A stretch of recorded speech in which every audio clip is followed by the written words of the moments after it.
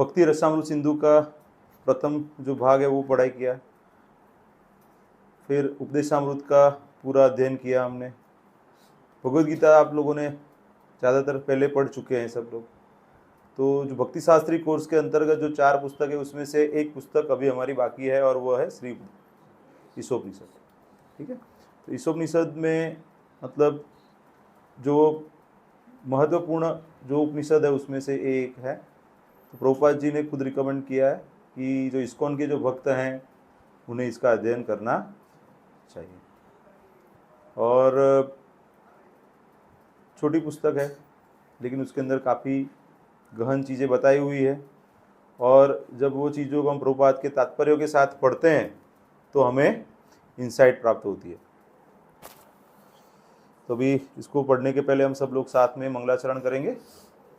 ओम अज्ञानतिमिरान्धस्य ज्ञानाञ्जनशलाकया चक्षुरुन्मीलितं येन तस्मै श्रीगुरवे नमः।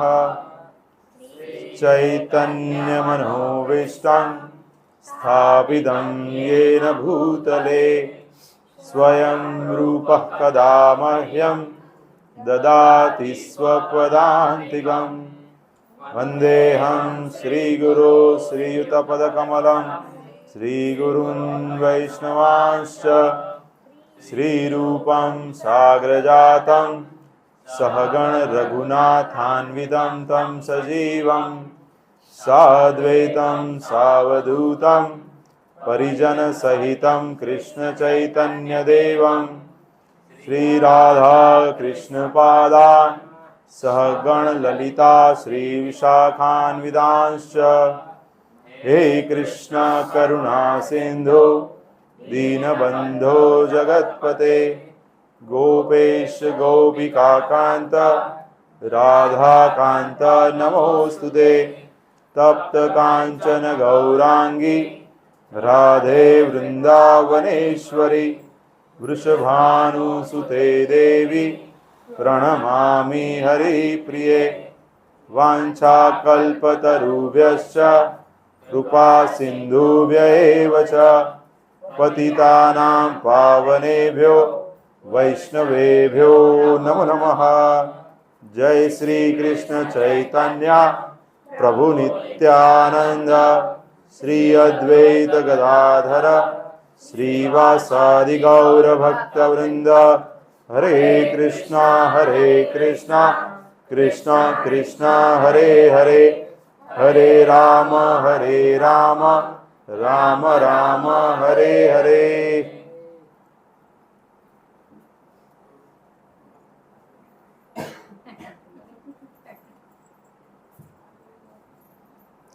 तो महाभागवत हैं उनको आगे ही बैठना चाहिए। वो भाग्यवान है कितनी छोटी उम्र में वो भगवत भक्ति। वो ट्यूशन तो क्या है, भौतिक जगत में कैसे जीना है वो सिखाता है, लेकिन आध्यात्मिक जगत में क्या करना है। अभी मैं एक छोटा सा, अभी जो महाराज का एक वीडियो आया था, जो एक वरिष्ठ भक्त हैं उनका जो बच्चा है वो ऑटिस्टिक चाइल्ड है, और 50 से ज़्यादा मिनट का महाराज का उनके साथ वार्तालाप बताया है।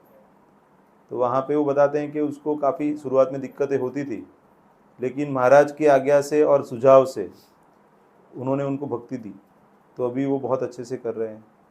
अभी उनकी दीक्षा हो गई है 20-21 साल की उम्र में। तो इससे हम समझ सकते हैं कि भौतिक जीवन जरूरी है, क्योंकि भौतिक जगत में है तो उसका तो ध्यान रखना पड़ेगा, लेकिन अगर हम जो मूल है आध्यात्मिक जीवन है उसका हम ध्यान नहीं रखेंगे तो ये सब क्या है, योगी लोग हैं। ये थोड़ा बहुत बचा है वो पूरा करने के लिए आए हैं। हम लोग सब क्या है, भोगी है।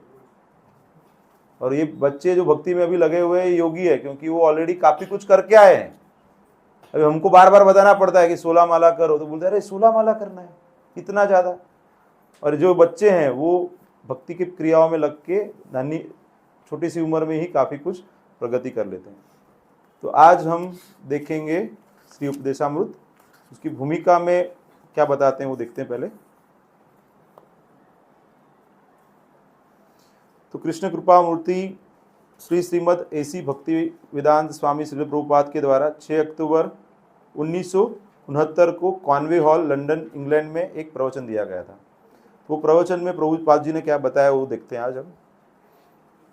प्रभुपाद जी बताते हैं, देवियों तथा सज्जनों, आज के प्रवचन का विषय है वेदों की शिक्षाएं। वेद क्या है?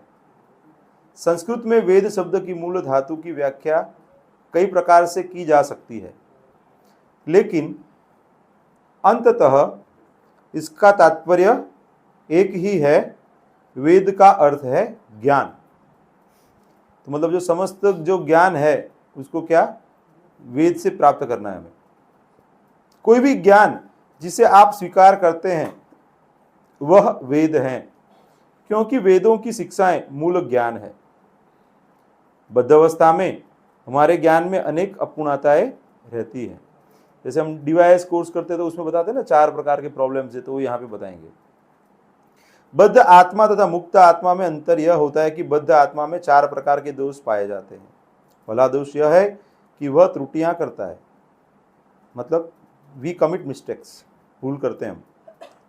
उदाहरणार्थ, हमारे देश में महात्मा गांधी अत्यंत महान पुरुष माने जाते थे, लेकिन उन्होंने अनेक त्रुटियां की। यहाँ तक कि अपने जीवन की अंतिम अवस्था में उनके सहायक ने उन्हें सावधान किया, गांधी जी आप नई दिल्ली की सभा में न जाएं। मेरे कुछ मित्र हैं और मैंने उनसे सुना है कि वहां खतरा है, किंतु उन्होंने एक न सुनी। उन्होंने जाने का हठ किया और वे मारे गए। महात्मा गांधी तथा राष्ट्रपति कैनेडी जैसे महान व्यक्ति भी ऐसे अनेक लोग हैं जो त्रुटियां करते हैं। त्रुटि करना मनुष्य का स्वभाव है, यह बद्ध आत्मा का एक दोष है। तो यहाँ पे प्रभुपाद जी समझा रहे हैं कि जो हम मनुष्य हैं, हम कितने भी महान हो जाएं, कितने भी भौतिक तरीके से उन्नत भी हो जाएं, भौतिक ज्ञान भी प्राप्त कर लें, लेकिन हम गलती कर सकते हैं। दूसरा दोष है भ्रमित होना, टू गेट बिविल्डर्ड। भ्रम का अर्थ है जो नहीं है उसे स्वीकार करना, अर्थात माया। माया मतलब जो नहीं है। प्रत्येक व्यक्ति शरीर को स्व मान बैठता है। तो ज़्यादातर हम बोलते हैं ना, अहंकार का मतलब क्या है? मैं जो कार चलाता हूँ वह मेरी नहीं है, मैं ही वो कार हूँ। जैसे जो चल के जाता है उसका ईगो कम रहता है, तो बाइक पे या फिर कार में जाता है उसका ईगो और ज़्यादा है। उसमें जो बड़ी कार लेके जाता है उसका ज़्यादा ईगो रहता है। तो आपने कई बार देखा रहेगा कि जो लोग हैं चल के जाते हैं, रास्ते में अगर कोई चल रहे हैं तो कार वाला उसको हॉकिंग करता है, उसको बोल रहा है किसको यहाँ से, ये रास्ता आपके लिए चलने के लिए नहीं है। मतलब उसको वो कुछ गिनता नहीं है। जैसे उनका कार बड़ा है तो उनका वैल्यू ज़्यादा है, तो वैसे ही हम ये शरीर में हैं, तो शरीर अगर हृष्ट पुष्ट है, मजबूत है, या फिर पैसे वाले का शरीर है, धनवान का शरीर है, सेठ है, तो उसका ईगो और ज़्यादा बढ़ जाता है। तो यहाँ पे प्रभुपाद जी वही बता रहे हैं कि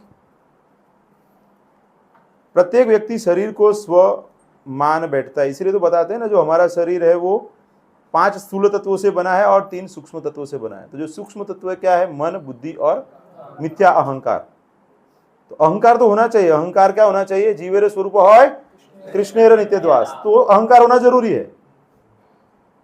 लेकिन हमारा शरीर के संपर्क में आने के बाद, जैसे कि मैं एक डॉक्टर हूं, मैं एक पति हूं, मैं भारतीय हूं, मैं फलाना फलाना हूं, तो ये सारा जो अहंकार है वो क्या है? मिथ्या अहंकार है। तो मिथ्या अहंकार क्या है? वो यहीं पे रह जाएगा, मिथ्या है ना। साथ में क्या आएगा? अगर हमने समझ लिया है कि हम भगवान के दास हैं और वैसे ही अगर हम वर्तन करेंगे तो वही हमें फायदा पहुंचाएगा। आगे बताते हैं कि यदि मैं आपसे पूछूं कि आप क्या हैं, तो आप कहेंगे मैं मिस्टर जॉन हूं, मैं धनी व्यक्ति हूं, मैं यह हूं, मैं वह हूं। ये सब देह के संबंधित परिचय हैं, किंतु आप यह शरीर नहीं है, यह भ्रम है। जैसे भगवद गीता में भी जो दूसरा अध्याय है उसके अंदर हम शरीर नहीं है और हम आत्मा है, उसको ही प्रतिपादित करने के लिए भगवान कृष्ण अर्जुन को अलग अलग श्लोक में समझाते हैं। भगवान बताते हैं देहोनस्मिन् यथा देहे कौमारम यौवनम जरा तथा देहांतर प्राप्ति धीरस तत्र न मुह्यते। जैसे शरीर में हम क्या करते हैं? अलग अलग अवस्थाओं को प्राप्त करते हैं। कुमार अवस्था है, यौवन अवस्था है, वृद्धावस्था है। वैसे ही मृत्यु के बाद हमें दूसरा शरीर प्राप्त होता है।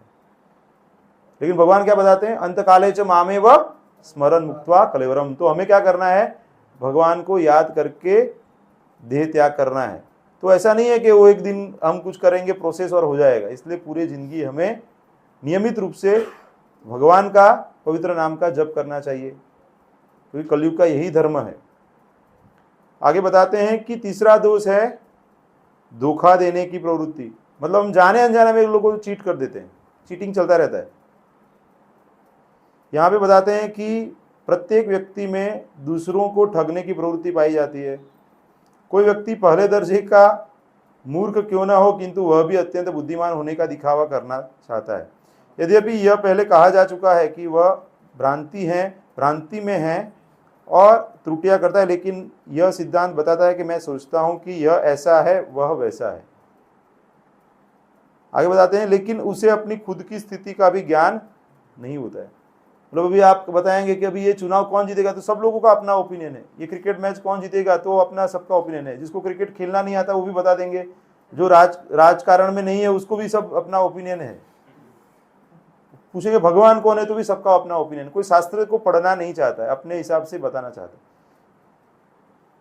तो लेकिन उसे अपनी खुद की स्थिति का भी ज्ञान नहीं होता। वह दर्शन पर पुस्तकें लिखता है, यद्यपि वह अपूर्ण है। वही उसका रोग है, वही धोखाधड़ी है। मतलब प्रभुपाद जी यहाँ बताने का प्रयास करते हैं कि जो ऑथोराइज ज्ञान है वही ज्ञान को प्राप्त करना चाहिए। किसी ने अपने मन से कुछ लिखा हुआ है उसको स्वीकार नहीं करना चाहिए। भगवान कृष्ण स्वयं बताते हैं 4थे अध्याय में भगवद गीता में कि यह ज्ञान मैंने सूर्यदेव विवस्वान को दिया, फिर वो धीरे धीरे करके कालक्रम में लुप्त हो गया, तो मैं वही परंपरा को फिर से जागृत करने के लिए मैं यही ज्ञान आपको अर्जुन दे रहा हूं। तो जो ज्ञान भगवान से परंपरा में प्राप्त हुआ है, एवं परंपरा प्राप्य इमम राजर्षियो विदो, तो ये परंपरा से प्राप्त ज्ञान को हमें स्वीकार करना चाहिए, नहीं कि किसी के मन के अंदर जो आए। क्योंकि मन है वो भौतिक तत्व है, बुद्धि है वो भौतिक तत्व है, मिथ्या अहंकार है वो भौतिक तत्व है। तो उसके मदद से हमने जो भी ज्ञान प्राप्त किया है तो वह तो पूर्ण नहीं हो सकता है, उसमें कुछ त्रुटियां रहेगी। अंतिम बात यह है कि हमारी इंद्रियां अपूर्ण है। We have limited senses. तो सेंसेस जो हमारी हैं वो पूर्ण रूप से ज्ञान प्राप्त नहीं कर सकती है। उसको कितना भी मैग्नीफाई कर लो, लेकिन वो क्या है कि वो थोड़ा बहुत त्रुटि तो रहेगा ही। हमें अपनी आंखों पर बड़ा गर्व है। प्रायः कोई व्यक्ति चुनौती देगा, क्या तुम मुझे ईश्वर दिखा सकते हो? लेकिन क्या आपके पास ईश्वर का दर्शन करने के लिए आंखें हैं भी? तो भगवान आध्यात्मिक है और हमारी आंखें भौतिक है। तो भगवान जब दिव्य दर्शन देते हैं अर्जुन को विश्वरूप के, तब बताते हैं कि ददामी दिव्य चक्षु देते हैं भगवान। उसके बिना अर्जुन नहीं देख पाएंगे ना, भक्त थे लेकिन वो उसको देखने के लिए दिव्य चक्षु चाहिए। यदि आपके पास आंखें नहीं हैं तो आप उनके दर्शन कभी नहीं कर सकेंगे। यदि एकाएक कमरे में अंधेरा हो जाए तो आप अपने हाथों को भी नहीं देख पाएंगे। अतएव आपके पास देखने की शक्ति ही क्या है? भौतिक चीजों को भी अच्छे से नहीं देख पा रहे। अतः हम अपनी इन अपूर्ण इंद्रियों से ज्ञान यानी कि वेद प्राप्त करने की अपेक्षा नहीं कर सकते। तो यहाँ पे प्रभुपाद पूर्ण बैकग्राउंड बता रहे हैं कि ज्ञान प्राप्त करने की विधि क्या होनी चाहिए। ज्ञान प्राप्त करने की विधि भौतिक विधि से नहीं होगा। जैसे हम भौतिक स्कूल है, कॉलेजेस हैं, उसके अंदर जो जैसे ज्ञान प्राप्त करने की विधि है प्रयोग करके, जिसको हम विज्ञान बताते हैं ऐसे तो हम, लेकिन वो सही रूप में विज्ञान नहीं है। विज्ञान मतलब जो आध्यात्मिक है उसको विज्ञान बोलते हैं, विशेष प्रकार का ज्ञान। इसको ज्ञान बता सकते हैं मैक्सिमम, ज्यादा से ज्यादा। आप वेदों को हिंदू कह सकते हैं, लेकिन हिंदू नाम विदेशी है। हम हिंदू नहीं है, हमारी असली पहचान वर्णाश्रम है। वर्णाश्रम वेदों के उन अनुयायियों का सूचक हैं जो मानव समाज में वर्ण तथा आश्रम के 8 विभागों को स्वीकार करते हैं। वे जैसे बताते हैं ना कि दिव्य वर्णाश्रम व्यवस्था स्थापना करने के लिए प्रभुपाद जी ने आदेश दिए हुए हैं। तो पहले तो क्या है, भगवत नाम का प्रचार हुआ, अलग अलग जगह पे मंदिर बने, गौशाला बनी, गुरुकुल बने। अभी प्रभुपाद का जो 50% काम है वो है दिव्य वर्णाश्रम व्यवस्था को पुनः स्थापित करना। अभी 2-3 दिन पहले ही मैंने वीडियो देखा था नंदग्राम का, तो उसके अंदर वो अच्छे से बताते हैं कि कैसे उसको अभी प्रयास कर रहे हैं। तो जैसे जैसे ऐसी ज़्यादा जगह डेवलप हो जाएगी तो फिर लोगों को विश्वास आ जाएगा कि ऐसे भी रह सकते हैं। मतलब अभी हमारा सबका अनुभव है कि हम सिटी लाइफ में रहते हैं तो यहाँ पे भक्ति करना थोड़ा सा प्रतिकूल होता है, क्योंकि हमारे पास उतना समय बचता नहीं है।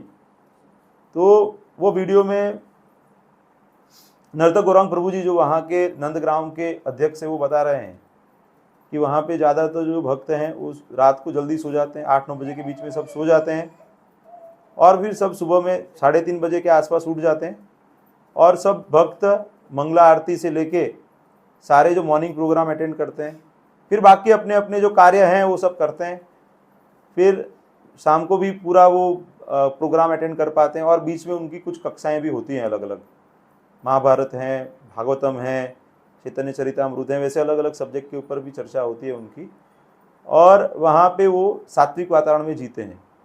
तो अभी एटलीस्ट हम क्या कर सकते हैं यहाँ पे कि हम सैद्धांतिक रूप पे उसको स्वीकार कर सकते हैं कि ये जरूरी है।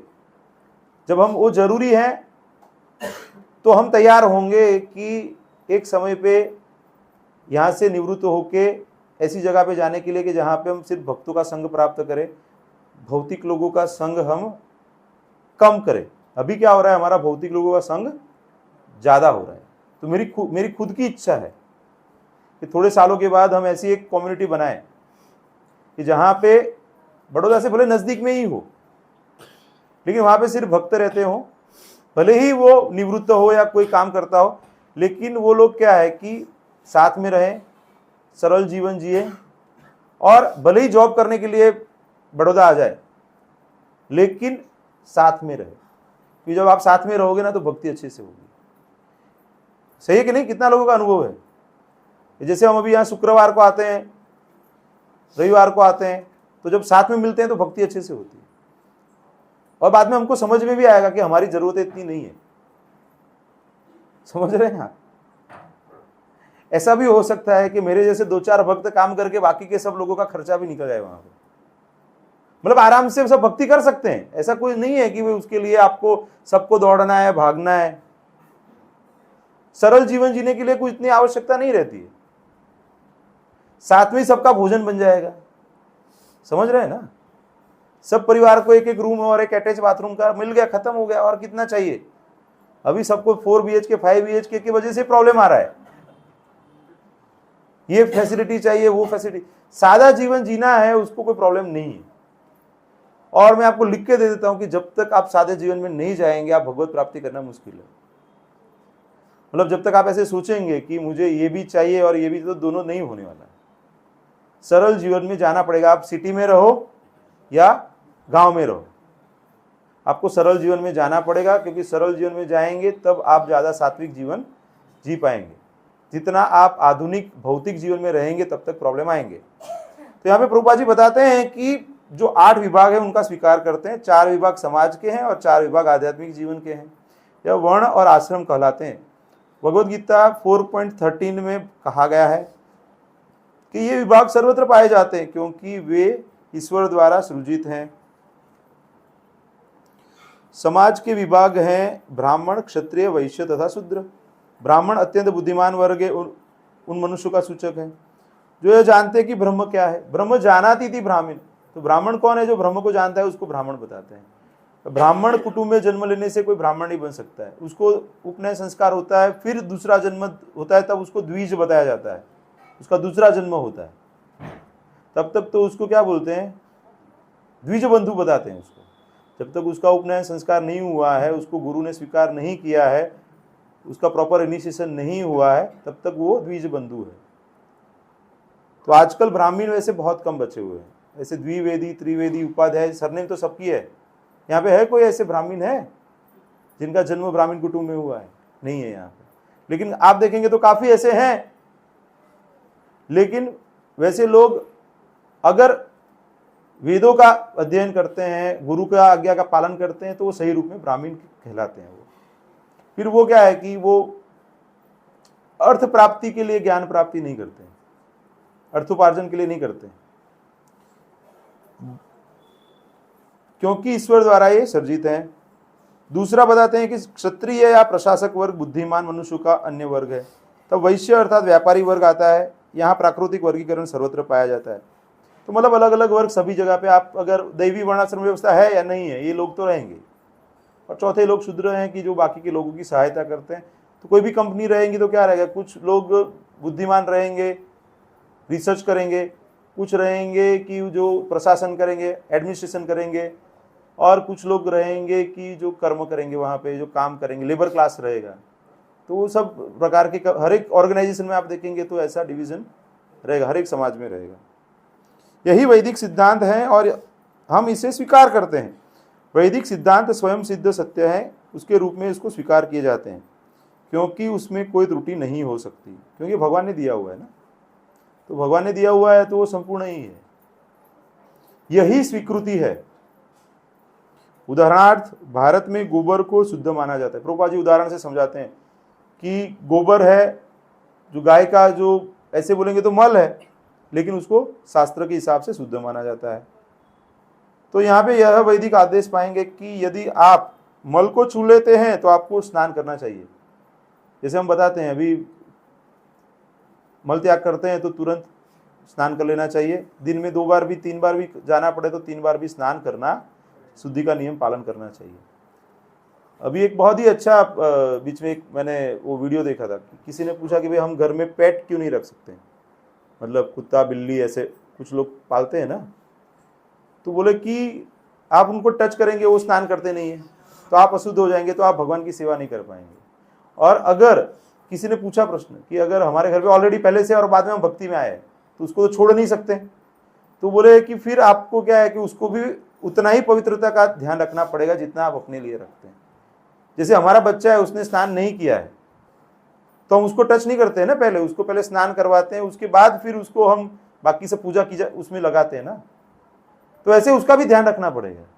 इसलिए बताया जाता है कि घर में वो बोलते हैं ना, पालतू जानवर रखने से बचना चाहिए। समझ रहे हैं आप? और अगर रखना ही है तो गाय को रख सकते हैं आप। नहीं, ऐसे हैं लोग रखते हैं गाय, मतलब जिसका बड़ा घर है और जगह है, गांव में तो रखते ही हैं। गांव में आप देखेंगे तो बड़ी जगह रहती है, घर में हर एक के घर पे जगह रहती है, तो वो लोग रखते हैं। तो पालन करना है तो किसका करना है? गौ माता का पालन करना चाहिए, क्योंकि वो भगवान को प्रिय है, गोपाल को प्रिय है। इसलिए हमें अगर रखना ही है तो किसको रखना है? गाय को रखना है। नहीं तो गौशाला में जाके भी सेवा कर सकते हैं। तो यहाँ पे बताते हैं कि लेकिन दूसरे स्थान पर यह कहा गया है कि गाय का मल यानी कि गोबर शुद्ध होता है। यदि आप किसी अशुद्ध स्थान को गोबर से लीप लो तो वह शुद्ध हो जाता है। मैं गांव में, हम लोग आज से 25 साल पहले की बात बता, तो हमारा भी गांव में वो पुराना वाला घर था, जैसे रहता है ना कांच कच्चा वाला। तो वहाँ पे वो गांव में गोबर से वो करते थे, लीपण करते थे, उसको क्या बोलते हैं? लिपाई, लीपण करते थे। हाँ, तो वो लीपण करते थे उससे, और वो पूरा 1 साल रहता था, और कुछ कीड़े वीड़े भी नहीं आते थे, मतलब वो एंटीसेप्टिक हो जाता था। तो वो बताते हैं कि यदि आप किसी अशुद्ध स्थान को गोबर से लीप देते हैं तो वह शुद्ध हो जाता है। हम साधारणतया यह तर्क कर सकते हैं कि यह तो विरोधाभास है। एक जगह पे बताया है कि मल को अशुद्ध माना जाता है, स्नान करना चाहिए, दूसरी जगह बोलते हैं कि आप इसको पवित्र है, तो इसको कैसे समझना है? तो यह विरोधाभास लगता है। वास्तव में सामान्य दृष्टि में यह विरोधाभास लगता है, लेकिन यह गलत नहीं है, यह तथ्य है। कलकत्ता के एक प्रमुख विज्ञानी तथा डॉक्टर ने गोबर का विश्लेषण करके यह पता लगाया कि इसमें समस्त रोगाणु नाशक गुण पाए जाते हैं, मतलब सभी अच्छे गुण हैं, जो एंटीसेप्टिक वाले गुण हैं वो सब उसके अंदर पाए जाते हैं। ये प्रभुपाद जी कब का बता रहे हैं? 1969, मतलब आज से 50+ ईयर्स पहले की बात बता रहे हैं। अभी तो और रिसर्च हो गए, गाय के काफ़ी प्रोडक्ट्स भी अभी लोग लेते हैं, यूज़ करते हैं। ऐसे बताया जाता है कि जो गौशाला है उसमें दूध न भी मिले, उसमें से गायों में से दूध न भी मिले, लेकिन उनका जो यूरिन है और उनका काउडंग है, गोबर है, उसको प्रोसेस करके उसका प्रोडक्ट्स बनाए ना, तो भी वायबल है। अगर किसी बुद्धिमान व्यक्ति को वो मैनेज कर रहा है तो कई बार बोलते हैं ना कि अभी गाय है तो अभी बूढ़ी हो गई है, अभी वो कहाँ दूध दे रही है, या बैल है वो दूध नहीं दे रहा है, तो मतलब ये उनको अभी जरूरत नहीं है, सिर्फ जो दूध देने वाली गाय है उसको रखो, जो बैल है, बुढ़ी हुई गाय है, उनको नहीं देना है, रखना है अपने को, तो ऐसी जरूरत नहीं है। जो लोग होशियार हैं वो लोग क्या उसमें से भी, तो अभी ये कायावरुण है, वहाँ पे एक गौशाला है, तो वहाँ पे 100 से ज़्यादा गाय हैं। तो वो जो बाबा जी हैं जो रखते हैं उनको, तो वो बताते हैं कि वो गाय का जो दूध आता है ना, वो तो वितरण कर देते हैं ऐसे ही। उनका तो पूरा मतलब वो लक्ष्य क्या है, उसका जो काव यूरिन है और काव डंग है, मतलब गोबर है, उससे औषधि बनाते हैं वो। मतलब जैसे हम बोलते हैं ना कि वो गाय का मेन क्या है, दूध है, बहुत पौष्टिक है वो तो है ही, लेकिन गाय पूरी पवित्र है, तो गाय का बॉडी का जो भी हमको मिलता है उसमें से हम उसका सदुपयोग कर सकते हैं। हमारा प्रॉब्लम क्या है कि हम नहीं कर पाते हैं ना, इसलिए हम गायों को अच्छे से रख नहीं पाते हैं। अगर हमको आ गया मैनेज करना, तो अभी प्रॉब्लम क्या हो रहा है गांव में कि गांव में फर्टिलाइजर से सब खेती हो रही है, और उसकी वजह से आजकल कैंसर बढ़ गए, हार्ट अटैक बढ़ गया है। आप देखिए, मैं आईसीयू में काम करता हूं, तो हमारे वहाँ पे 32 साल, 35 साल, 40, 42 साल के लोग आते हैं हार्ट अटैक के साथ। खाना पीने में प्रॉब्लम, कैंसर के केसेस आ रहे हैं। तो ये सब क्यों आ रहा है? क्योंकि हमारा लाइफस्टाइल स्ट्रेसफुल हो गया है, हमारा खाना पीना बिगड़ गया है। लेकिन जब हम गाय के इर्द गिर्द हमारा जीवन आ जाएगा, इवन हमारा जो वैचारिक क्षमता है वो भी अच्छी हो जाती है। जैसे इस्कॉन में हमारे जो 100 से ज़्यादा छोटी बड़ी गाय हैं यहाँ पे इस्कॉन बड़ौदा में, बछड़े हैं, बैल है। तो अभी आप देखेंगे तो वहाँ पे जो गोपालक हैं, जो प्रभु जी हैं, वो मुझे बता रहे थे खुद अपना अनुभव, वो सौराष्ट्र से हैं। तो कभी कभी वो शादी के लिए जाते हैं वहाँ पे, तो 2-4 दिन रहना पड़ता है वहाँ पे, फिर वापस आते तो बोलते हैं कि वहाँ पे भौतिक लोगों के साथ में रह के उनकी चेतना खराब हो जाती है। फिर यहाँ पे आके वो गोबर क्लीन करते हैं ना, तो सब चेतना क्लीन हो जाती है। नहीं, उनके खुद के शब्द हैं, मैं ऐसे नहीं बता रहा हूँ, अपने नहीं बता रहा हूँ, वो खुद ऐसे बताते हैं कि मतलब गायों के आसपास रहने से भक्ति में प्रगति करना सहज और सरल हो जाता है। सभी देवताओं का वास है उसके अंदर, गाय में। तो ऐसे शास्त्र में नहीं बताया हुआ ना, तो जो शास्त्र में बताया हुआ है उसको हमें स्वीकार करना चाहिए, ऐसा प्रभुपाद यहाँ पे बताने का प्रयास कर रहे हैं। भारत में यदि कोई व्यक्ति किसी दूसरे व्यक्ति से कहता है कि तुम्हें यह करना चाहिए, तो दूसरा व्यक्ति यह कह सकता है कि तुम क्या कहना चाहते हो? क्या यह कोई वैदिक आदेश है जो मैं बिना तर्क के तुम्हारा कहना मान लूं? मतलब वेदों में है तो मैं मान लूंगा, आप बता रहे तो नहीं मानूंगा, लेकिन वेदों में है क्या ये चीज? तो इसीलिए प्रभुपाद क्या बताते हैं, जो भी ज्ञान बताते हैं रेफरेंस देके बता रहे हैं। शास्त्र में ये बताया इसलिए ये करना चाहिए, शास्त्र में यही बताया कि ये नहीं करना है इसलिए नहीं करना चाहिए। वैदिक आदेशों की व्याख्या नहीं की जा सकती, लेकिन अंततः यदि आप ध्यान पूर्वक अध्ययन करें कि ये आदेश क्या है, तो आप पाएंगे कि ये सभी सही है। मतलब जिसने बनाया है उसको पता है कि क्या है और क्या नहीं है, और जिसने बनाया है उसने बताया है। तो भगवान है, वो कौन है? ईश्वरः परमः कृष्ण सच्चिदानंद विग्रह अनादिरादिर गोविंद सर्व कारण कारणम। तो भगवान कृष्ण सभी कारणों के कारण है, सच्चिदानंद है, गोपाल है। तो जब उन्होंने बता दिया है कि ये ऐसा है, वेदों में बताया हुआ है, तो फिर उसको हमें स्वीकार करना चाहिए। वेद मानवीय ज्ञान के संकलन नहीं है, वैदिक ज्ञान आध्यात्मिक जगत से अर्थात भगवान कृष्ण से आता है। वेदों का अन्य नाम श्रुति भी है, मतलब श्रुति मतलब सुन के जिसको ग्रहण करना है उसको श्रुति बोलते हैं। श्रुति उस ज्ञान की सूचक है जिसे सुनकर अर्जित किया जाता है। यह प्रायोगिक ज्ञान नहीं, मतलब उसको एनालिसिस करके प्रयोग करके प्राप्त नहीं करना है। श्रुति माता के तुल्य मानी जाती है। यहाँ पे प्रभुपाद जी दूसरा उदाहरण देते हैं कि बहुत सारा ज्ञान हमें अपनी माता से ही प्राप्त होता है। जैसे हम छोटे रहते हैं तो 4-5 साल के रहते हैं, तब तक माता के पास ही ज्यादा रहते हैं, और बेसिक चीजें हैं वो माता से ही सीखते हैं। अगर आप जानना चाहें कि आपके पिता कौन है, तो उसका उत्तर कौन दे सकता है? आपकी माता ही दे सकते हैं। तो वैसे ही भगवान कौन है, उसका ज्ञान कौन? श्रुति यानी कि वेद, वही हमको बता सकते हैं कि भगवान कौन है। तो प्रयोग करके यह ज्ञान कर पाना संभव नहीं है कि वह आपका पिता है या नहीं है। इसी तरह यदि आप अपने अनुभव से परे अपने प्रायोगिक ज्ञान से परे, अपनी इंद्रियों के कार्यों से परे कुछ जानना चाहते हैं तो आपको वेदों को स्वीकार करना होगा। इसमें प्रयोग करने का प्रश्न ही नहीं उठता। इसका प्रयोग पहले से ही हो चुका है, यह निश्चित हो चुका है। उदाहरणार्थ माता के कथन को सत्य मानना होता है, इसके अतिरिक्त कोई अन्य उपाय नहीं है।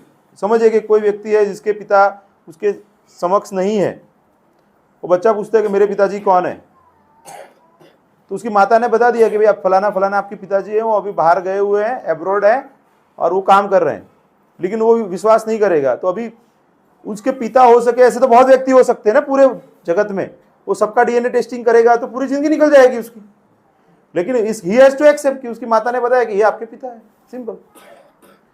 तो यहाँ पे उसको स्वीकार करना होगा।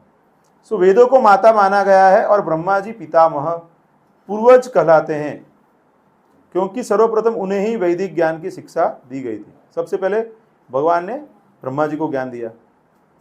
प्रारंभ में प्रथम जीव ब्रह्मा जी थे, उन्होंने यह वैदिक ज्ञान प्राप्त किया और इसे नारद तथा अन्य शिष्यों और पुत्रों को प्रदान किया, जिन्होंने इसे पुनः अपने अपने शिष्यों में वितरित किया। इस प्रकार वैदिक ज्ञान गुरु शिष्य परंपरा द्वारा आगे चलता आता है। प्रभुपाद की ज्ञान आप देखेंगे तो पूरा सिस्टम से आता है। प्रभुपाद बोलते हैं कि हमें पोस्टमैन का काम करना है, हमें जो ज्ञान प्राप्त है वो दे देना है, हमें उसका कुछ एडिशन डिडक्शन नहीं करना है। पोस्टमैन क्या करता है, आपका पोस्ट लेता है, वो पोस्ट जहाँ पे पहुँचा नहीं है वहाँ पे पहुँचा देता है। तो हमें ऐसे ही काम करना है, इसीलिए हम पुस्तक से पढ़ते हैं, प्रभुपाद की पुस्तक के आधार पे पढ़ते हैं। जब हम प्रभुपाद की पुस्तक के आधार पे पढ़ेंगे तो हमें कोई दिक्कत नहीं आएगी। जब हम अपने मनमाने तरीके से पढ़ेंगे तो प्रॉब्लम आएगा। इसीलिए हमें हर रोज प्रभुपाद की पुस्तकों को पढ़ने की आदत बनानी चाहिए। कितने लोग नहीं पढ़ रहे हैं अभी भी? अच्छा, तो पढ़ना चालू कीजिए आप। ऐसा है तो आप मेरे घर पे आ जाइए थोड़े दिन रहने के लिए, साथ में पढ़ेंगे, मेरा भी पढ़ना बढ़ जाएगा। अभी थोड़ा ब्रेक ले लीजिए आप, खाने पीने की व्यवस्था मैं कर दूंगा। अभी ज्यादातर लोगों को क्या प्रॉब्लम है, तो खाने पीने के लिए तो काम करना पड़ता है ना। मुझे ऐसे भक्तों की आवश्यकता है कि जो भक्ति करे, तो उन्हीं उसी बहाने मैं भी कर लूंगा ज्यादा थोड़ा, ठीक है। तो पढ़ना चालू करो, रोज 10 मिनट 20 मिनट 50 मिनट जितना टाइम मिले उतना आप पढ़ाई कर सकते हो। अगर पढ़ने में रुचि नहीं आए तो प्रभुपाद के 1 घंटा लेक्चर सुनो, आप 2 घंटा लेक्चर सुनो, तो धीरे धीरे पढ़ने में भी रुचि आएगी आपको। क्योंकि अनेक जन्मों का प्रॉब्लम है ना, ये भौतिक जीवन का संग अनेक जन्मों से है हमें, इसीलिए हमको रुचि आध्यात्मिक जीवन के लिए जल्दी से आती नहीं है। आगे बताते हैं कि भगवद गीता में इसकी पुष्टि की गई है कि वैदिक ज्ञान इसी विधि से समझा जाता है। यदि आप प्रयोगात्मक प्रयास करें तो भी आप इसे यह निष्कर्ष पर पहुंचेंगे, लेकिन समय की बचत करने की दृष्टि से आपको इसे स्वीकार कर लेना चाहिए। जैसे हम गूगल को स्वीकार करते हैं कि नहीं, मैप्स को कहीं जाना है तो अरे सही होगा क्या, ऐसे पूछते हैं क्या? वी बिलीव ना कि वो सही होगा, वी बिलीव ना। कई बार गलत भी होता है ना, वो रास्ता बंद भी रहता है, लेकिन कैसा है बंद कर देते हैं यूज करना। लेकिन इधर ऐसा नहीं होगा, इधर ऐसा नहीं होगा, क्योंकि अंततोगत्वा जो ज्ञान वेदों में दिया हुआ है वही सही ज्ञान है और वही और जगह पे भी दिया है। लेकिन काफी ऐसा ज्ञान है कि जो और जगह पे नहीं है लेकिन वेदों में ही है, तो वो पूरा है। मतलब भौतिक भी चीजें बताई हुई है कैसे आपको रहना है, और आध्यात्मिक भी अच्छे से बताया हुआ है। तो आगे बताते हैं कि यदि आप जानना चाहते हैं कि आपके पिता कौन है, तो यदि आप अपनी माता को प्रमाण स्वरूप मान लेते हैं तो वैसे ही उसे बिना तर्क के स्वीकार कर सकते हैं। जैसे साक्ष्य यानी कि प्रमाण 3 प्रकार के हैं, प्रत्यक्ष प्रमाण, अनुमान प्रमाण और फिर है शास्त्र प्रमाण, और या फिर उसको बोलते हैं शब्द प्रमाण, ठीक है। प्रत्यक्ष का अर्थ है सीधा प्रमाण, मतलब जो देखते हैं उसको मानना। ऐसे बोलते हैं ना, अभी मैं देखूंगा तो मानूंगा। अभी जो देखते हैं वो कई बार सही नहीं होता है। तो यहाँ पे बताते हैं कि हम नित्य ही सूर्य को देखते हैं और हमें यह एक छोटी सी थाली जैसा लगता है, तो छोटा है क्या वो? किंतु वास्तव में तो वह अनेक ग्रहों की अपेक्षा कहीं अधिक विशाल है। तो ऐसे दिखना किस काम का? अतएव हमें पुस्तक पढ़नी होगी, तब हम सूर्य के विषय में समझ सकते हैं। अतः प्रत्यक्ष अनुभव पूर्ण नहीं होता, तब आता है अनुमान, अनुमानित ज्ञान जिसकी कल्पना है यह ऐसा हो सकता है। जैसे कि बताते हैं कि डार्विन का सिद्धांत बताता है कि यह ऐसा हो सकता है, यह वैसा हो सकता है, लेकिन यह कोई विज्ञान नहीं है। मतलब एक अनुमान के आधारित उन्होंने बताया है, हाइपोथेसिस दिया है उन्होंने। डार्विन का उत्क्रांतिवाद जो है उसको ऐसे बताते हैं, उन्होंने बताया कि ऐसा शायद हुआ रहेगा, बाद में ऐसा हुआ रहेगा, अनुमान से बताया उन्होंने देखा नहीं है। किंतु यदि आप प्रामाणिक स्रोतों से ज्ञान प्राप्त करते हैं तो वह पूर्ण है। यदि आप रेडियो स्टेशन के अधिकारियों से कोई कार्यक्रम निर्देशिका प्राप्त हो तो आप उसे स्वीकार कर लेते हैं, आप उसे अस्वीकार नहीं करते। इसके लिए आपको प्रयोग करने की आवश्यकता नहीं होती, क्योंकि यह ज्ञान प्रामाणिक स्रोत से प्राप्त हुआ है। वैदिक ज्ञान को शब्द प्रमाण कहा जाता है। शब्द प्रमाण या शास्त्र प्रमाण, शास्त्र को सुन के याद रखा जाता है, इसलिए उसको शब्द प्रमाण बोलते हैं। इसका दूसरा नाम श्रुति है। श्रुति का अर्थ यह है कि इस ज्ञान को मात्र श्रवण विधि के द्वारा प्राप्त करना होता है। इसीलिए प्रोग्राम रखते हैं, इसीलिए तो सब सुनते हैं। यहाँ पे भक्ति के जो स्टेप्स है उसमें सबसे पहले क्या है, आदो श्रद्धा है, उसके बाद क्या है, साधु संग है, उसके बाद क्या है, भजन क्रिया है। तो भजन का मतलब क्या है, सब साथ में बैठ के भगवान के बारे में हम सुनते हैं। जब हम सुनते हैं तो हमारी चेतना शुद्ध होती है, और चेतना शुद्ध होती है तो क्या होता है, और अच्छे से समझ पाते हैं। जैसे मेरा खुद का अनुभव है कि आज से 20 साल पहले यही चीज़ मैं सुनता था तो अच्छे से नहीं समझ में आता है, लेकिन अभी 20 साल के बाद में अभी मैं सुन रहा हूँ तो ज़्यादा समझ में आता है, क्योंकि अभी चेतना में थोड़ा परिवर्तन आया है। तो जैसे जैसे हम ज़्यादा सुनेंगे वैसे वैसे हमारा कचरा कम हो जाएगा, और जितना कचरा कम हो जाएगा उतना हम और अच्छे से उसको अप्रिशिएट कर पाएंगे।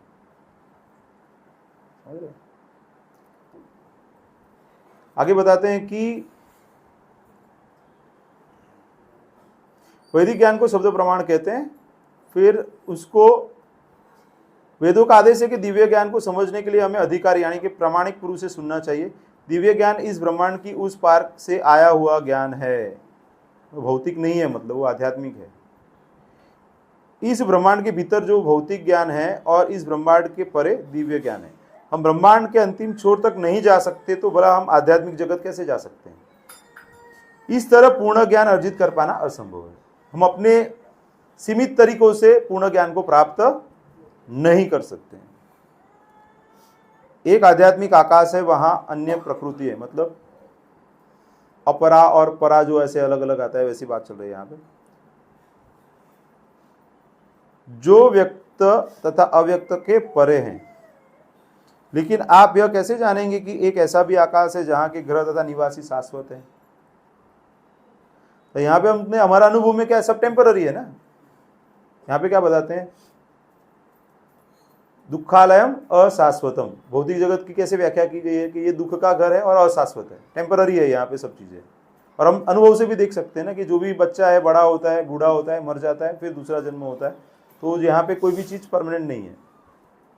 तो इसलिए हमको ऐसा ही लगता है कि सब जगह पे ऐसा ही रहेगा, इससे अलग नहीं हो सकता है। और हम दूसरे ग्रहों के ऊपर भी जीवन हमारे जैसा ढूंढने का प्रयास कर रहे हैं। समझिए कि दूसरे ग्रहों पे जो लोग रहने वाले हैं उनका शरीर हमारे जैसा नहीं रहेगा, और हमारे कैमरे से उनको हम नहीं देख पाएंगे ना। समझ रहे हैं आप। अगर हम कोई भी अन्य ग्रह पर भी जाएंगे तो हमारे जैसा जीवन वहां पे नहीं होगा ना। वहां के तत्व अलग है, वहां का ग्रेविटी अलग है, वहां का जीवन अलग है, तो हम उसको अप्रिशिएट नहीं कर पाएंगे। जैसे आप समझिए कि अभी हम भूमि के अंदर तो नहीं रह सकते ना, लेकिन भूमि के अंदर भी रहने वाले जीव हैं कि नहीं भौतिक जगत में। जैसे जल के अंदर अभी हम नहीं रह सकते, लेकिन जल के अंदर भी जीने वाले जीव हैं कि नहीं। एक्सट्रीम हीट में रहने वाले भी जीव हैं कि नहीं। तो यहाँ के गुण जहां पे नहीं है वैसी जगह पे अलग गुण वाले जीव रहेंगे जो हम नहीं समझ सकते हैं, क्योंकि हम हमारी इंद्रियों से उसको देखना प्रयास कर रहे हैं। हमारी सीमित इंद्रियों से तो हम उसको नहीं देख पाएंगे। तो यहाँ पे इसीलिए बताते हैं कि जहां ग्रह तथा निवासी शाश्वत है, मतलब आध्यात्मिक जगत है, वहां पे तो अलग ही रहेगा ना पूरा, जिसके बारे में हम सोच ही नहीं पाते। अभी चंद्र है, मंगल है, तो वो कैसे भौतिक जगत में है, तो उसका अलग हो सकता है। तो आध्यात्मिक जगत है तो पूरा ही अलग रहेगा। हमारे कृष्ण भावनामृत आंदोलन में हम ज्ञान को सर्वोच्च अधिकारी अर्थात कृष्ण से ग्रहण करते हैं। कृष्ण को सभी वर्ग के लोग सर्वोच्च प्रमाण के रूप में स्वीकार करते हैं। मैं सर्वप्रथम दो प्रकार के आध्यात्मवादियों के विषय में बात करूंगा। तो प्रभुपाद बताते हैं कि निर्विशेषवादी हैं और दूसरे हैं भक्त हैं। तो निर्विशेषवादी या उसको मायावादी भी कहलाते हैं। ये सामान्यतया वेदांती कहलाते हैं। इनमें शंकराचार्य प्रमुख हैं। दूसरे प्रकार के अध्यात्मवादी है जो भक्त यानी कि वैष्णव कहलाते हैं, यथा रामानुजाचार्य, मध्वाचार्य, विष्णु स्वामी। उनका संप्रदाय तथा वैष्णव संप्रदाय दोनों ही कृष्ण को पूर्ण पुरुषोत्तम रूप के भगवान के रूप में स्वीकार किया हुआ है। शंकराचार्य बताते हैं भज गोविंदम भज गोविंदम भज गोविंदम मूढ़मते। तो मतलब भगवान को ही भजना है, मतलब जितना भी आप वेद दर्शन कर लेंगे लेकिन वो सरल नहीं है, पर्टिकुलरली कलयुग के जीवों के लिए। तो इसीलिए बताया जाता है कि हरिनाम हरिनाम हरिनाम एव केवलम कलो नास्ति एव नास्ति एव नास्ति गतिरन्यथा। तो कलयुग के जीवों के लिए तो कोई इजी उपाय नहीं है, क्योंकि हमारे पास आयुष्य भी कम है, इतना सामर्थ्य भी नहीं है कि हम उतना समय दे पाए। जितना सतयुग के लोग हैं ध्यान करते थे, उनका लंबा आयुष्य था, समय भी कंड्यूसिव था। फिर त्रेता युग के लोग आए तो बड़े बड़े यज्ञ करते थे, द्वापर युग के लोग आए तो बड़ी बड़ी पूजा करते थे, भगवान की अर्चना करते थे। लेकिन कलयुग में इतना सब उपलब्ध नहीं है, इसलिए भगवान ने क्या बता दिया कि सरल उपाय है, नाम रूप में भगवान स्वयं उपलब्ध है हमारे पास। तो अब जब हम भगवान का नाम लेते हैं, हरे कृष्णा कृष्णा कृष्णा हरे हरे, हरे राम राम राम हरे हरे, तो भगवान नाम के स्वरूप में हमारे साथ रहते हैं और हमारी शुद्धि होती है। और जब हम भगवान का नाम बार बार लेते हैं तो फिर हमें उसके बारे में आसक्ति बढ़ती है धीरे धीरे। अभी हमारी क्या है, साधन भक्ति करते हैं, लेकिन बाद में फिर क्या रागानुग भक्ति में परिणित। अभी हम लोग क्या करें, साधन भक्ति कर रहे हैं। हमको गुरु जी ने क्या कुछ साधन बताए हुए कि इतना करना है, ये मिनिमम करो आप, फिर धीरे धीरे क्या हो जाएगा, अपने को अच्छा लगेगा तो हम करेंगे ना। जैसे अभी जो भक्त सेवा करते हैं भगवान की, कुछ न कुछ पुजारी की सेवा है या कुछ माता जी हैं जो भगवान के लिए भोग अर्पण करते हैं, तो वो जो सेवाएं करते हैं तो उससे क्या होता है, उनको फिर धीरे धीरे उसमें आसक्ति हो जाती है, फिर वो नेचुरली करते हैं। उसके लिए उनको अलग से प्रयास नहीं करना पड़ता है। जैसे अपने चारूचंद्र प्रभु हैं, पुजारी की सेवा करते हैं, तो सुबह में उठ जाते हैं, आ जाते हैं, भगवान की सेवा करते हैं, 8-9 बजे 10 बजे तक रहते हैं वहाँ पे मंदिर में। तो सुबह 3:30-4 बजे से आ जाते हैं, तो वो मतलब रिटायर्ड है, फिर भी वो सेवा में लगे हुए हैं। और फिर कैसा होता है कि वो पूरा लाइफ कृष्णमय हो जाता है। तो मेरा यही सबसे सुझाव है कि जितना जल्दी उम्र में आप लग जाओगे, भले आप गृहस्थ हो, आप भले ही आप वृद्ध हो, भले ही आप स्त्री हो, भले ही पुरुष हो, आप बच्चे हो, कोई भी हो, जितना जल्दी लग जाओ आप, आपकी रति मति सब कृष्णमय होना चाहिए। कैसे न कैसे, ये न के न प्रकार न बोलते हैं ना, लग जाओ। और कुछ नहीं कल्याण करने वाला है, और कुछ नहीं तो प्रभुपाद ने इतना हमारे लिए मेहनत किया है, उतना ग्रंथ तो पढ़ो। आप ग्रंथ पढ़ोगे तो अपने आप आपकी मति रति उसमें चली जाएगी। प्रभुपाद के आप एक ही सोच लीजिएगा, प्रभुपाद ने जितना ग्रंथ लिखा है ना उतना पढ़ना है बस। कई बार मुझे ऐसा होता है कि मैं रिटायरमेंट लेके बैठ के पढ़ूँ बस, ऐसे विचार आ जाता है। ऐसे हो नहीं पा रहा है तो अभी जितना होता है उतना पढ़ते हैं, 5 पेज 10 पेज जितना पढ़ने का टाइम मिलता है उतना हम पढ़ते हैं अभी। लेकिन जिसके पास समय है, कोई ऐसा है जिनके पास ज्यादा समय है, कोई है अभी, कोई रिटायर्ड है यहाँ पे, ठीक है, प्रभु जी तो पढ़ते ही हैं, माला करते हैं, पढ़ते हैं। बाकी के लोगों को भी जब भी समय मिले, माताएं हैं, कौन माताएं जॉब नहीं करते, हाँ तो आप घर पे हैं तो आपको समय मिलता है, आधा घंटा 1 घंटा तो आप पढ़िए, क्यों, उससे कल्याण होगा, उससे और कोई उपाय नहीं है। आगे बताते कि पूर्ण पुरुषोत्तम भगवान नारायण इस दृश्य जगत से परे हैं, और आगे फिर वे इसकी पुष्टि करते हैं कि वे पूर्ण पुरुषोत्तम भगवान नारायण स्वयं ही कृष्ण हैं। वे देवकी तथा वसुदेव के पुत्र के रूप में अवतरित हुए हैं। उन्होंने उनके माता पिता के नामों का विशेष रूप से उल्लेख किया है। ये शंकराचार्य जी के बारे में बताता है। अतः सभी अध्यात्मवादी कृष्ण को पूर्ण पुरुषोत्तम भगवान के रूप में स्वीकार करते हैं। भगवद गीता में भी बताते हैं ना, श्री भगवान उवाच, भगवान कौन है, श्री कृष्ण है। इस विषय में कोई संदेह नहीं है। कृष्ण भावनामृत में हमारे ज्ञान का स्रोत प्रत्यक्षतः भगवद गीता है, जो सीधे कृष्ण से आई है।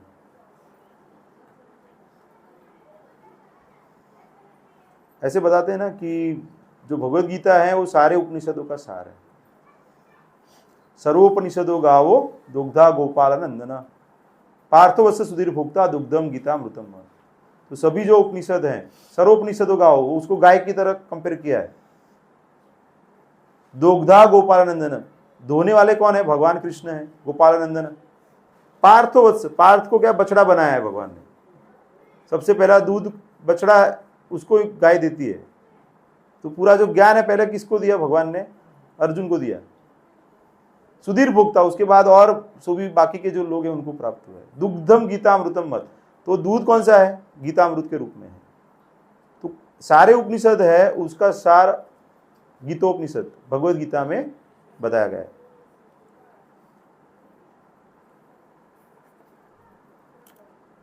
आगे बताते हैं कि हमने भगवद गीता यथारूप प्रकाशित की है। प्रभुपाद जी इसीलिए लिखा रहता है, जसी आए तसी तेना मूल रूपे, एज इट इज।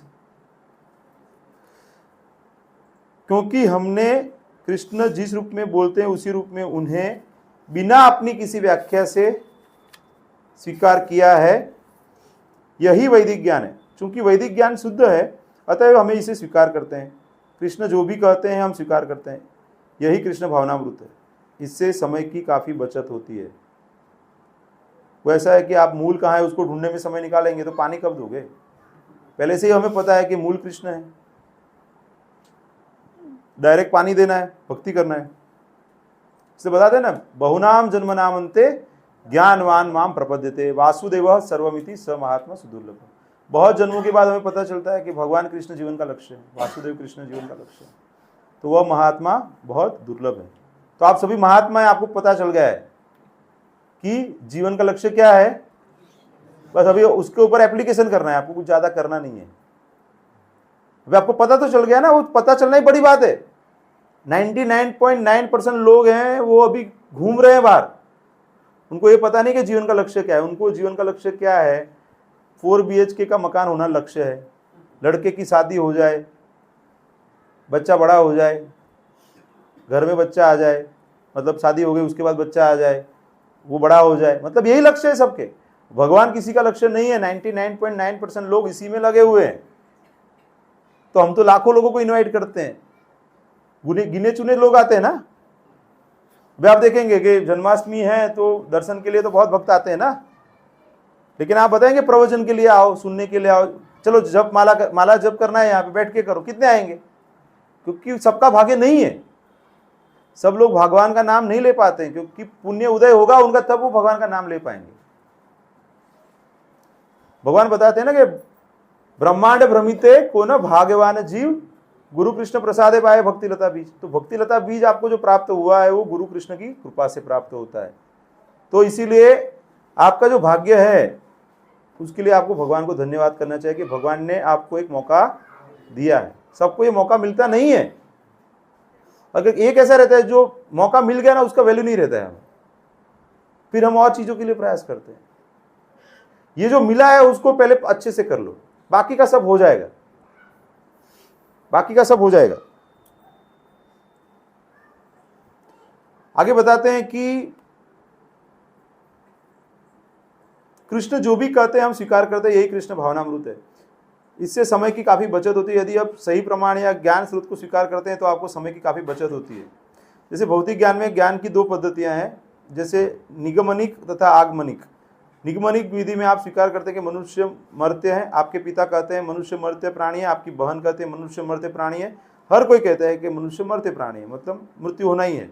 लेकिन आप कोई प्रयोग नहीं करते हैं, आप इसे तथ्य के रूप में स्वीकार करते हैं कि मनुष्य मर्त्य है, मतलब मरना ही है सबको। यदि आप यह ज्ञात करने के लिए शोध करना चाहे कि क्या मनुष्य मर्त्य हैं, तो आपको हर मनुष्य का अध्ययन करना होगा। तब आप यह सोच सकते हैं कि हो सकता है कि कोई ऐसा मनुष्य हो जो न मरे, लेकिन आपने उसे कभी तक देखा नहीं है। इस तरह आपका शोध कार्य कभी समाप्त नहीं हो, उसके पहले आप मरते हैं, आप चले जाएंगे।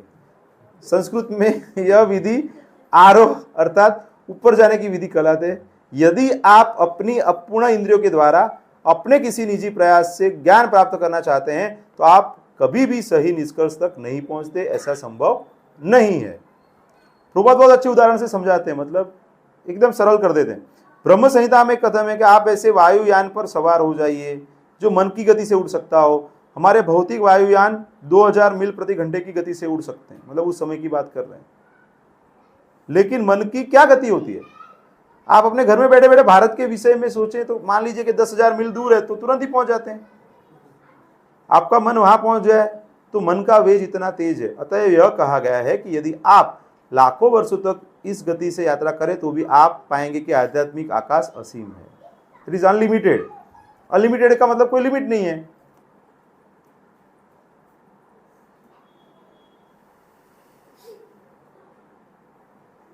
उस तक पहुंच पाना भी संभव नहीं है। अतः वैदिक आदेश यह है कि मनुष्य को प्रामाणिक आध्यात्मिक गुरु के पास अनिवार्यतः जाना ही चाहिए। तीसरे अध्याय में भगवान बताते हैं, तीसरे चौथे अध्याय में, कि तद्विधि प्रणिपाते न परिप्रश्ने न सेवया उपदेक्षन्ति ते ज्ञानम ज्ञानिनस तत्वदर्शिनः। तो हमें प्रामाणिक गुरु के पास जाना चाहिए। कैसे जाना चाहिए? नम्र होकर जाना चाहिए, भी सेवा करनी चाहिए, उनको प्रश्न पूछना चाहिए, तो उनके पास जो ज्ञान रहेगा वो हमें प्रदान करेंगे। यह उस तक पहुंच पाना भी संभव नहीं। अतः वैदिक अनुसार आदेश के अनुसार गुरु के पास जाना चाहिए। यहाँ पे अनिवार्य शब्द का प्रयोग किया गया है। और आध्यात्मिक गुरु की योग्यता क्या होनी चाहिए? उससे वैदिक संदेश को यही स्रोत से और सही ढंग से सुना होना चाहिए। मतलब ऐसा गुरु होना चाहिए कि जिसका कोई गुरु हो और जो गुरु का कोई गुरु हो और वो गुरु अंत में कृष्ण तक उनका गुरु परंपरा जाना चाहिए। मतलब सही ज्ञान प्राप्त होना चाहिए। उसे वैदिक संदेश को यही स्रोत से और सही ढंग से सुना होना चाहिए। उसे ब्रह्म में दृढ़ता से स्थापित होना चाहिए। यही दो गुण हैं, अन्यथा वह प्रामाणिक नहीं है। यह कृष्ण भावनामृत आंदोलन वैदिक सिद्धांतों के द्वारा पूर्णतः प्रामाणिक है। भगवद गीता में कृष्ण कहते हैं कि वैदिक शोध का वास्तविक उद्देश्य कृष्ण की खोज करना है। ब्रह्म संहिता में भी कहा गया है कि कृष्ण अर्थात गोविंद के अनगिनत रूप हैं। बताते नाम नामकारी बहुधा निज सर्वशक्ति तत्रार्पिता नियमितः स्मरणेन कालः एतादृशी तव कृपा भगवन् ममापि गोविंदमादि पुरुषं तमहं भजामि। तो ऐसे भगवान के क्या है? अलग अलग सब नाम है, गुण है, सब कुछ है, तो उसको हम भूल जाते हैं। यहाँ पे आगे बताते हैं कृष्ण अर्थात गोविंद के अनगिनत रूप हैं, लेकिन वे सब एक हैं। वे हमारे रूप जैसे नहीं है जो विनाशशील है।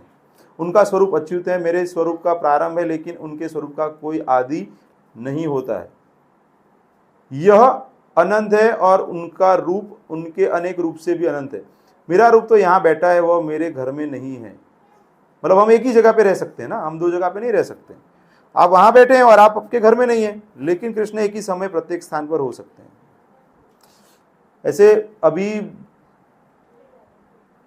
थोड़े दिन पहले, 2-3 महीने पहले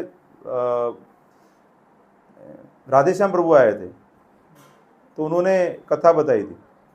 बाहुलिक और कौन दूसरे को एक भक्त थे, उनका नाम बताया था। राजा थे और एक बहुत ही सामान्य व्यक्ति थे। तो बहुत बड़े भक्त थे, तो भगवान उनका दर्शन प्राप्त करने के लिए उनके राज्य में जाते हैं।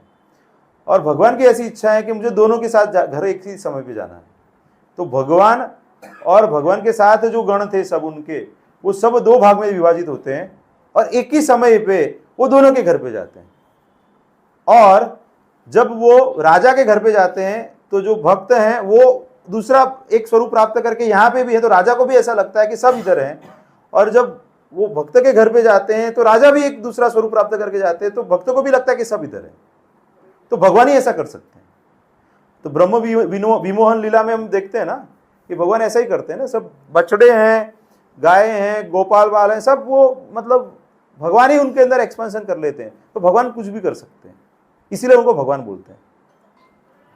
लेकिन क्या है कि हम थोड़े से जेलस है ना कि यार मैं नहीं कर पाता हूं, इसलिए हम भगवान को स्वीकार नहीं कर पाते। यहां पे बताते कि वे गोलोक वृंदावन में बैठे रह सकते हैं और उसी समय वे सर्वत्र उपस्थित रह सकते हैं, अर्थात वे सर्वव्यापी हैं। वे आदि सबसे प्राचीन है, लेकिन आप जब भी कृष्ण के चित्र को देखते हैं तो वे 15-20 वर्ष के तरुण दिखते हैं। आप कभी भी उन्हें वृद्ध नहीं पाएंगे।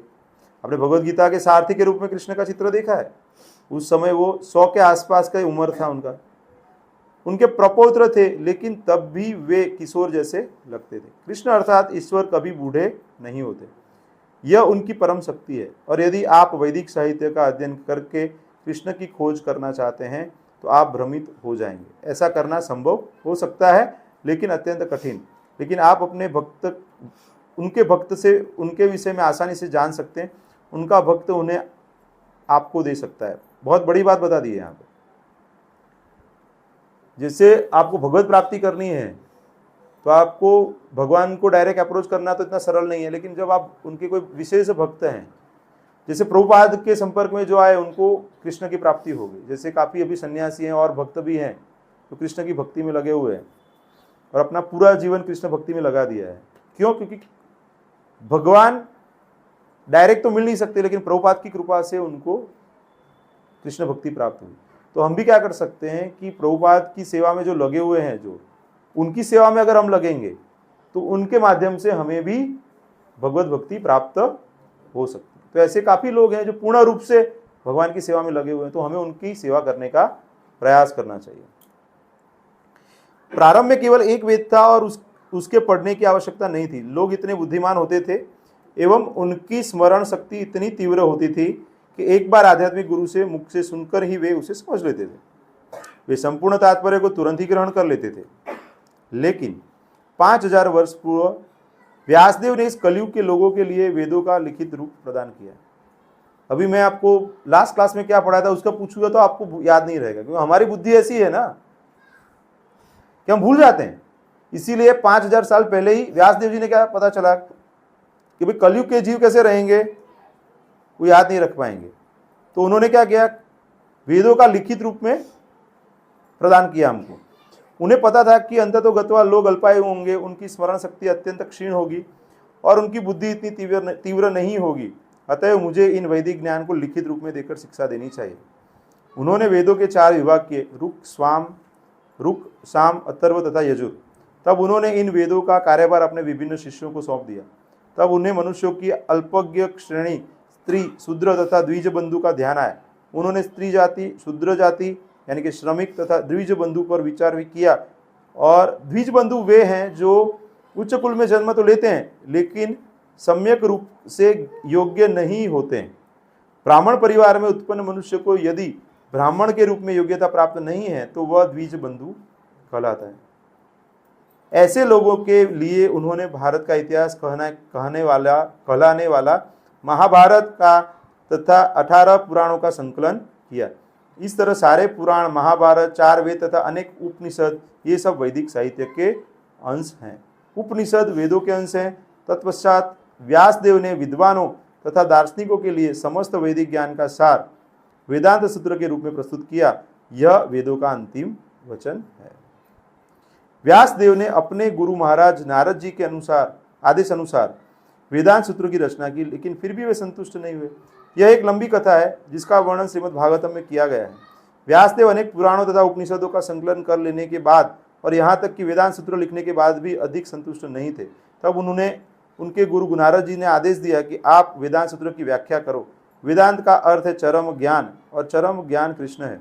कृष्ण कहते हैं कि समस्त वेदों में मनुष्य को कृष्ण को ही जानना चाहिए। भगवद गीता में भगवान बताते हैं ना, वेदेश्च सर्वे अहमेव वेद्य वेदांत कृद्वेद विदेह चाहम। तो भगवान क्या बताते हैं, ये वेदों में जाने लायक मैं हूं। अगर आप वेदों का अध्ययन करते हैं और अगर आप मुझे नहीं जानते हैं तो कोई मतलब नहीं है उसका। यहाँ पे आगे बताते हैं कि हम गौड़ीय वैष्णव का वेदांत दर्शन पर अपना भाष्य है जो गोविंद भाष्य कहलाता है और यह बलदेव विद्याभूषण द्वारा प्रणीत है। इसी प्रकार रामानुजाचार्य कृत भाष्य और माध्वाचार्य का भी भाष्य है। शंकराचार्य का भी भाष्य ही एकमात्र भाष्य नहीं है।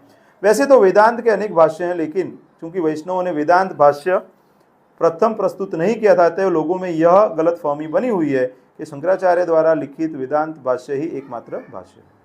इसके अतिरिक्त स्वयं वेद व्यास ने पूर्ण वेदांत भाष्य श्रीमद् भागवतम लिखा है। श्रीमद् भागवतम वेदांत सूत्र के प्रथम वाक्य से प्रारंभ होता है, जन्मादि यस्य यतः की पूर्ण विवेचना श्रीमद् भागवतम में हुई है। वेदांत सूत्र केवल इतना ही इंगित करता है कि परम सत्य या ब्रह्म क्या है। परम सत्य वे हैं जिनसे प्रत्येक वस्तु उद्भूत है, यह सारांश है। किंतु श्रीमद् भागवतम में इसकी विशद व्याख्या हुई है। यदि प्रत्येक वस्तु परम सत्य से उद्भूत है तो उन परम सत्य की प्रकृति क्या है, इसकी व्याख्या श्रीमद् भागवतम में हुई है। परम सत्य को चेतना स्वरूप होना चाहिए। वे स्वराट मतलब स्वतः तेजमान है। हम अन्यों से ज्ञान प्राप्त करके अपनी चेतना तथा ज्ञान को विकसित करते हैं, लेकिन भगवान के लिए कहा गया है कि वे स्वराट अर्थात स्वतः तेजमान है। न तद भासयते सूर्यो न शशांको न पावक। यद गत्वा न निवर्तन्ते तद्धाम परमम। भगवान को कोई प्रकाश की आवश्यकता नहीं है, न सूर्य चंद्र और कोई अलग तरीके से। भगवान का खुद का ही तेज इतना है, खुद का उनका धाम का ही तेज इतना है कि उनको कोई और तेज की आवश्यकता नहीं है। अंत में हमारा निवेदन है कि जो लोग वास्तव में वैदिक ज्ञान की व्याख्या समझना चाहते हैं वे उसे श्रीमद् भागवतम तथा भगवद गीता के द्वारा समझने का प्रयास करें। हरे कृष्णा कृष्णा कृष्णा हरे हरे, हरे राम राम राम हरे हरे। तो अभी आज हमें प्रभुपाद का जो प्रवचन था उसका हमको हिंदी में अनुवाद सुनने का प्राप्त हुआ हमें आज। तो किसी को कोई प्रश्न है? इसको थोड़ा सरल बनाने के लिए जो रेफरेंसेस मुझे चाहिए थे वो मैंने दिए हैं, लेकिन प्रभुपाद जो बताते हैं वो बहुत सरल तरीके से बताते हैं। आपको कोई प्रश्न है तो पूछ सकते हैं। कोई प्रश्न नहीं है, मतलब क्लियर है सब, बहुत अच्छा है। आपने माता पिता कौन है? हाँ, माता पिता कौन है? कृष्ण ही माता पिता है। कृष्ण माता। हाँ, कृष्ण ही माता पिता है, सबके माता पिता कृष्ण ही है। हाँ, वो भौतिक रूप से लगता है कि हमारे माता पिता ये है, लेकिन उनके भी माता पिता, सबके माता पिता भगवान कृष्ण ही है। भगवान ही सबके माता पिता है। भगवान मोटा कृष्ण है। हाँ, वो सबके माता पिता वही है। हरे कृष्णा। अभी जो लोग मतलब क्या बोलते हैं, पढ़ते नहीं है, उनको पढ़ना चालू करना चाहिए। क्योंकि अभी ये उम्र में पढ़ लेंगे तो जब आपकी अवस्था ऐसी होगी कि आप प्रवचन के लिए नहीं आ पाएंगे, घर पे रहना पड़ेगा, मतलब तबीयत अच्छी नहीं है, तो आप अगर रुचि बने रहेगी आपको तो आप वो कर पाएंगे। इसीलिए अभी से आदत लगाओ, 5 मिनट 10 मिनट पढ़ना चालू करो, तो धीरे धीरे ऐसी रुचि हो जाएगी कि फिर और जब करना प्रारंभ करो। 1 माला 2 माला अगर नहीं कर रहे तो, अगर 4 माला कर रहे हैं तो 6-8 माला कीजिए, 8-10 माला कर रहे हैं तो 16 माला तक आइए, और जिसके पास ज़्यादा समय है तो 16 माला से 32 माला कर सकते हैं, ज़्यादा माला कर सकते हैं। क्योंकि जितना आप ज़्यादा भगवान का नाम लेंगे उतना अंदर का कचरा निकल जाएगा। भगवान बताते हैं ना कि चेतो दर्पण मार्जनम, चेतना रूपी हमारा दर्पण है, उसको हमें मार्जन करना है। और वो कब कर पाएंगे? कि जब हम उसके अंदर भक्तों के संग में करेंगे तो जल्दी होगा, अकेले बैठ के नहीं होता है। अगर समझिए आप यहाँ पे बैठे हैं, इतना ध्यान से सुन रहे हैं, यही रिकॉर्डेड क्लास है, वो आप घर पे सुनेंगे तो नहीं होगा। अनुभव है आपका, मेरा खुद का अनुभव है। किसी का भी प्रवचन रहेगा ना, रिकॉर्डेड रहेगा ना, इवन लाइव भी रहेगा, लेकिन आप अकेले बैठे हो तो उतना ध्यान से आप नहीं, लेकिन आप सब साथ में बैठे हैं तो आपकी चेतना को बेनिफिट मिलता है। आप लोग सब सात्विक चेतना रहती है तो आप सब वो उसको ग्रहण भी अच्छे से कर पाते हैं। हरे कृष्णा।